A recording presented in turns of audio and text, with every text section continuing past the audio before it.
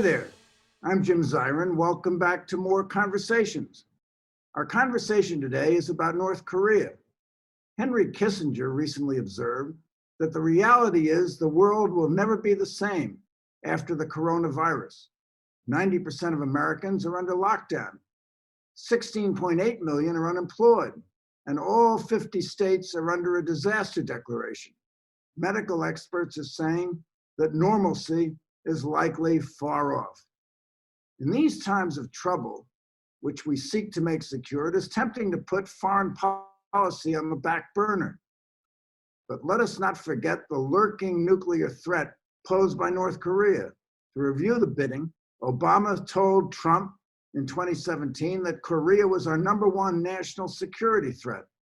Trump thereupon embarked on a personal diplomatic errand that made a roller coaster seem like a train ride. In August 2017, he threatened North Korea with fire and fury. The next month, he insultingly called Kim Jongun Little Rocket Man, to which Kim retorted that Trump is a mentally deranged U.S. dotard, a word suggesting senility. Then 3 meetings at the summit, 2018 in Singapore, 2019 in Hanoi, and a photo op encounter at the 38th parallel, after which Trump said he had fallen in love. Kim thereupon fired a series of short-range ballistic missiles into the Sea of Japan and promised a Christmas surprise, perhaps as a love tap, which fortunately the Christmas surprise never came. In late March, Trump wrote to Kim offering cooperation on the coronavirus. Kim insisting that North Korea had 0 cases, conducted 4 additional missile tests. With us to unravel these mind-boggling events is Christopher Hill. Chris Hill was our ambassador to South Korea in the second Bush administration, and we're very much honored to have him back with us. Hi there, Chris. Hi, how are you doing? Now, Chris, Kim Jong-un said he doesn't have a single case of coronavirus. You think he's lying? Well, I would say he's lying. I think North Korea has, first of all, the capacity to enforce, if you will, social distancing. They have a lot of capacities in that regard, but one thing they don't have is a very good medical system. So it's something that maybe they can control, but once it breaks out, they have a big problem. Well, one of the things Kim did recently was he refused permission for defectors who are apprehended in China to return to North Korea. Usually he wants them back as soon as possible so they can clap them in prison. Yeah, that was instructive. North Korea did take moves early on to ban any foreigners from coming into North Korea. There are not a lot of foreigners going to North Korea, so that wasn't as difficult a step as it was for some countries. But certainly they're very worried about it. And what we really don't know is the degree to which they have a problem. There's been some evidence that they have had a problem and it's been serious, but they consider their opaqueness a national security asset, so they don't talk very much about this.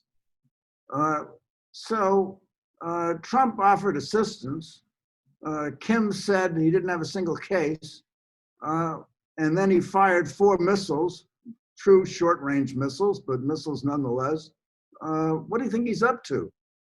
Well, I think on the one hand, he's balancing domestic issues, that is a military that wants to keep these test programs going. He's balancing that with his understanding, frankly speaking, that he wants to continue this thing with President Trump. No other U.S. president has given him as much pride of place and respect as President Trump has. So it's been a pretty good thing for the North Koreans. So I think he would like to kind of keep this fairly quiescent. Certainly the Chinese have told him at various times, look, you can do what you want on the short-term missiles, but not on the missiles that you've talked about with others, namely with Donald Trump. So I think to some extent the Chinese have kind of kept him in check. But I think he's essentially agreeing with the proposition that North Korea should keep it quiet at least through the U.S. November elections. And certainly that is something Trump is very much interested in. You got it. I mean, a visit to Trump supporters if one talks to supporters of the president, they believe that the president has kind of solved this problem. That involves a certain amount of not understanding of what the problem was in the first place, but they believe that the fact that he has not tested nuclear weapons as he did before the Singapore agreement, the fact that he's not tested nuclear weapons and not tested any long-term missiles, they believe that that President Trump has solved it. And President Trump knows that they believe that he solved it. So for him, the game is to try to keep it very quiet, at least through the November election, and that's clearly what he's doing. Even on the issue of the short-term, short-range missiles, which are a violation of numerous UN Security Council resolutions, President Trump says, "Well, it's not a violation of what I agreed with Kim, so it's not a violation." So this is kind of remarkable, in a sense. Yet, when you talk to Trump supporters, they're very happy with his doing what he claims no one else was able to do in the past. Well, is there any basis for that? We have nothing in writing. The last meeting between the United States and North Korea was in Stockholm. Trump wasn't there. It lasted a day, and the North Koreans basically said the whole thing was a sham and a fiasco, and they didn't want to participate anymore. Well, Trump hailed it as a great success. Well, again, I think North Korean leadership is trying to project an image of utter toughness toward their own people, pointing out that they realize that the U.S. has supported sanctions, and so they want to show that they're really pushing against the U.S.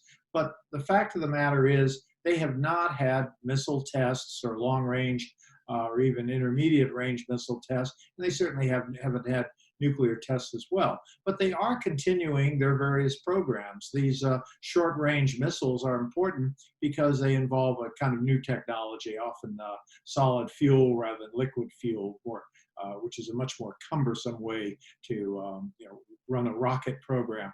So they have been able to move ahead with their programs, keep the U.S. at bay. Indeed, they've been able to, I think, convince their leadership is able to convince their people, look, we have respect from the U.S. They obviously respect us greatly. That has to do with what we built in the Democratic People's Republic of Korea. We've got missiles, we've got nuclear weapons. So we're kind of riding high.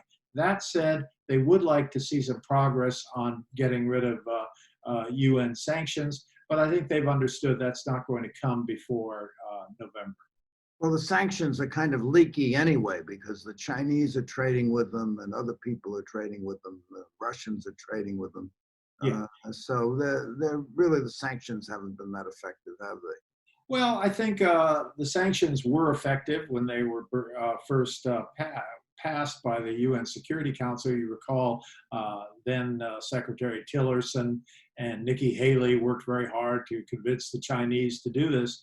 I think the Chinese are still with us on the issue of making sure the North Koreans understand no nuclear tests and no long-range missile tests.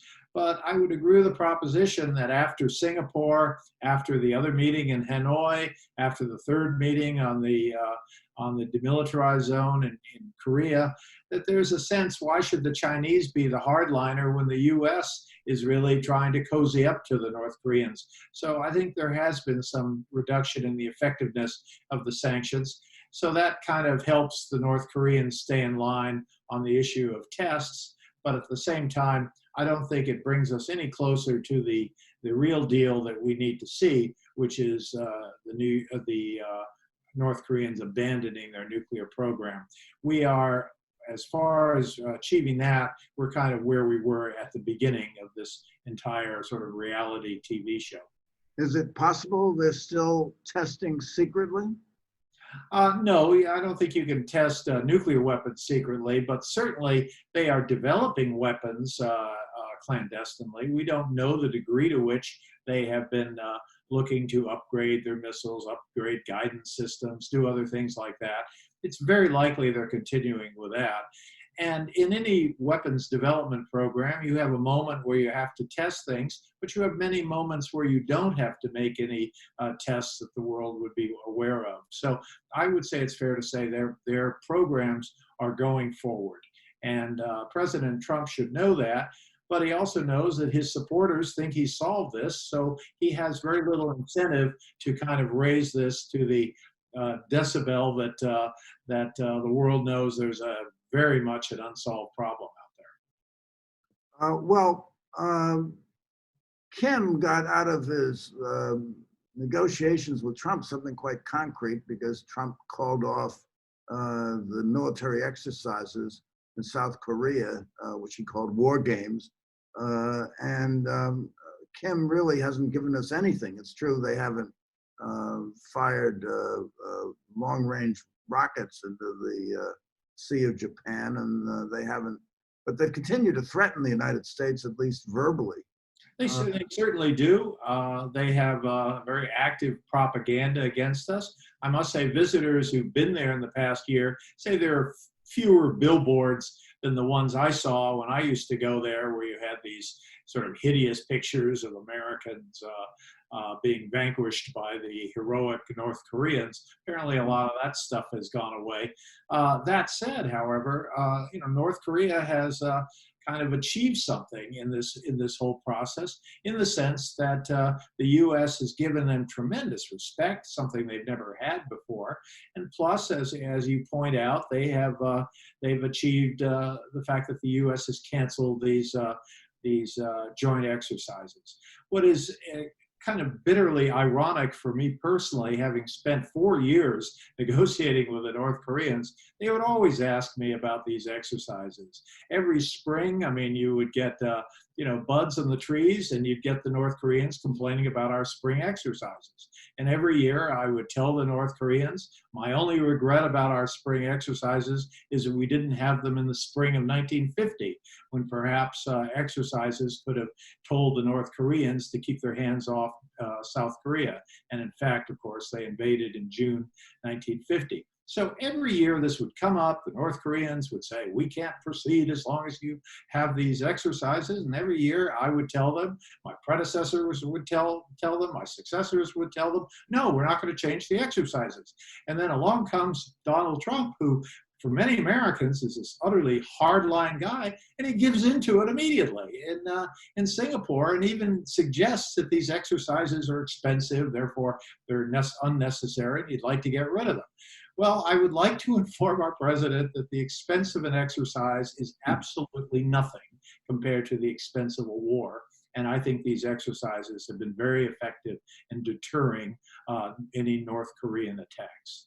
Well, what does calling off the exercises do to our relationship with South Korea and perhaps Japan? Well, Jim, our relationship with South Korea has become very complex. First of all, they had a government, or they have a government there, President Moon, who was very much in favor of the U.S. Engaging with North Korea. So they were kind of happy with those steps. But what they've seen in the last couple of years, of course, is that there's very little progress. So our relationship with the South Koreans has had its moments right now, where there's a lot of concern that none of this is working. And meanwhile, there's a sense that our alliance with South Korea is weakening.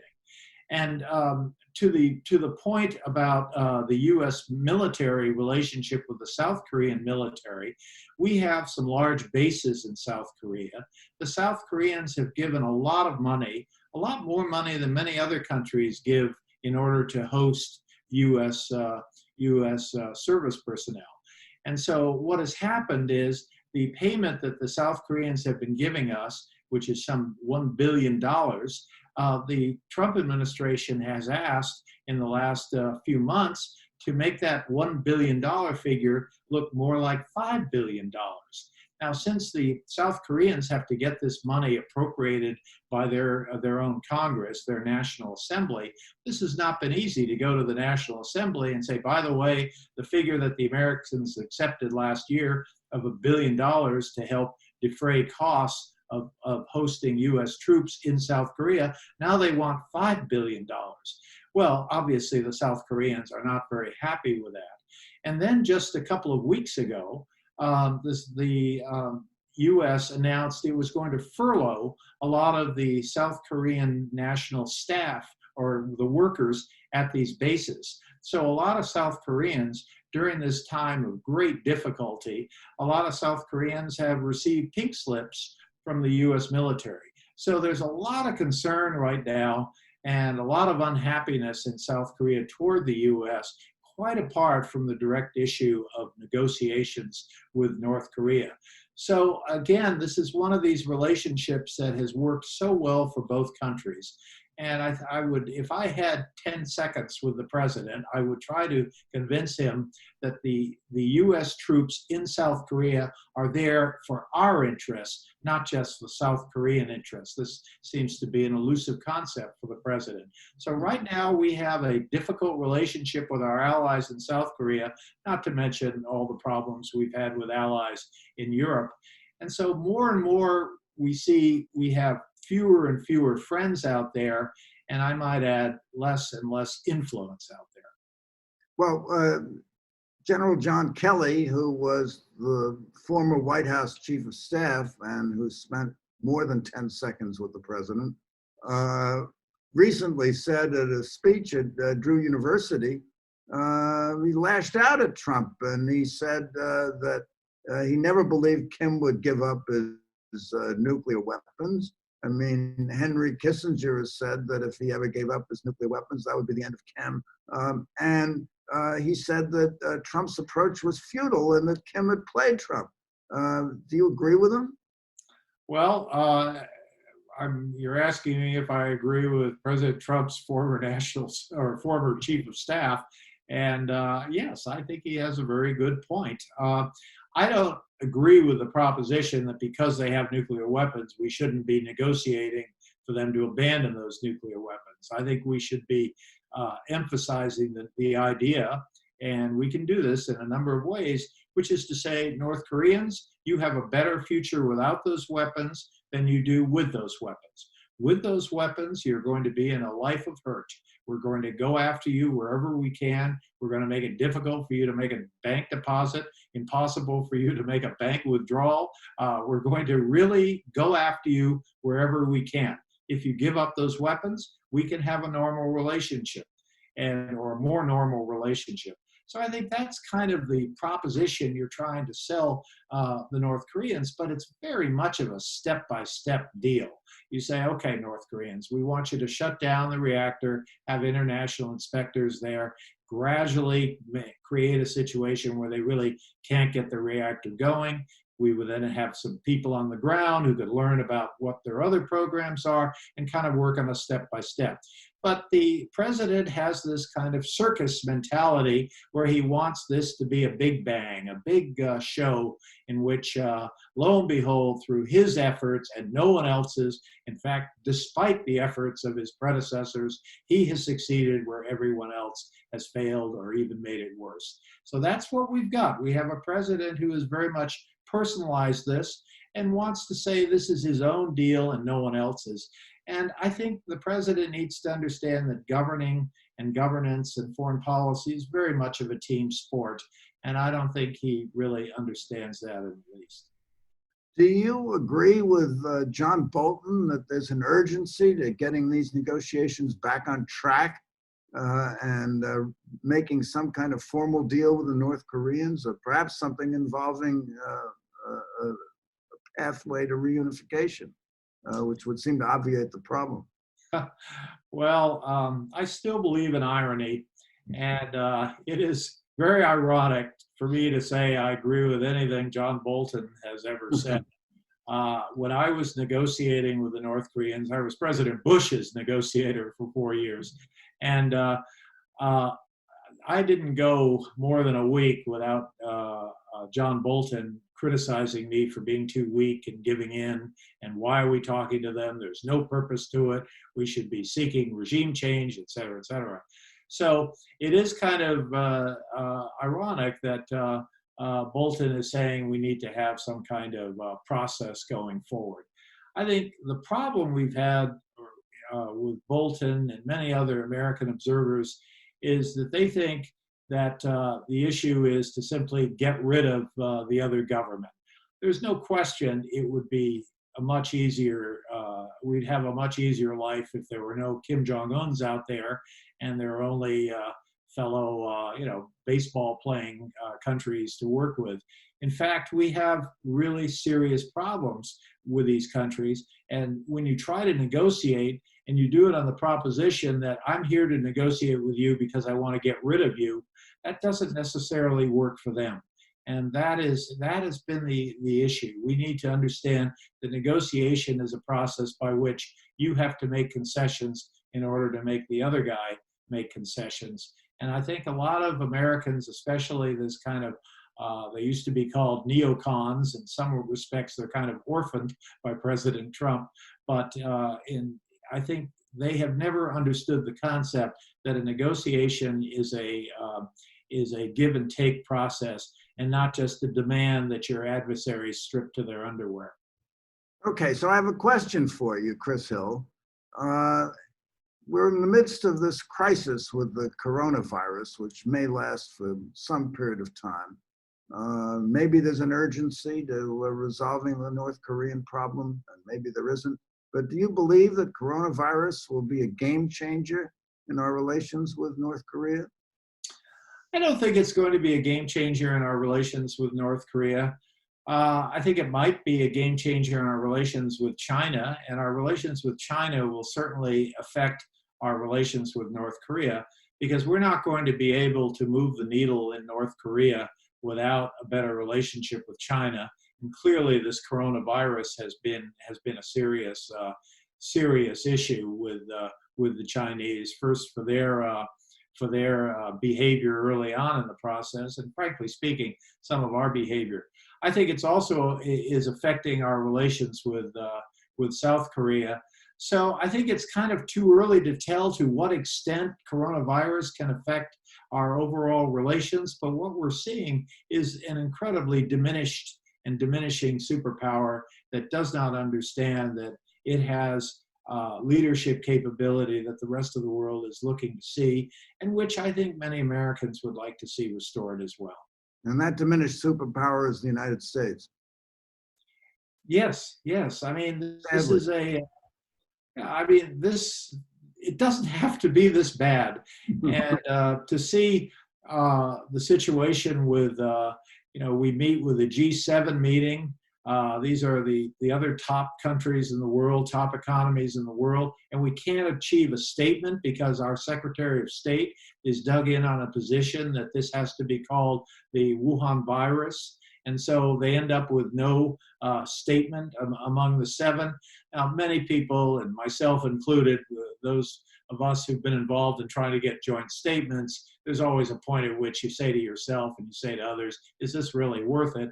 But, at a time of a pandemic where the world is looking to leadership, I would say, yes, it is worth having a G7 agreement on this. And yet we failed to do that. And of course, what is, I think, very, very unsettling for the near term is if this virus infects countries in the global south, in places like Africa, which have real challenges in their medical infrastructure. Where's the U.S. going to be in terms of leading a global response? So I think overall we've seen a country taken from being a superpower, a natural leader. I mean, mind you, sometimes we overdid it. Sometimes there's a little too much lecturing from the U.S. telling every country that they should be better and they should be more like us. There was a certain amount of end zone dancing that went on after the Cold War. But now we have a situation where we have a president who just feels we're too good for the world and we don't want to have anything to do with the world. And I think that is worrisome, not only for the world, obviously, but for us as well. Well said. So unfortunately, we've run out of time because this has been just marvelous. But Chris Hill, thank you so much for coming by. I wish I could shake your hand, but I'll do it virtually. And I don't think we're ever going to shake each other's hands anymore. Well, maybe a fist bump, but I look forward to that occasion. And thank you for coming by. Tune in next week for more conversations. I'm Jim Zirin. Take care. All the best and be safe.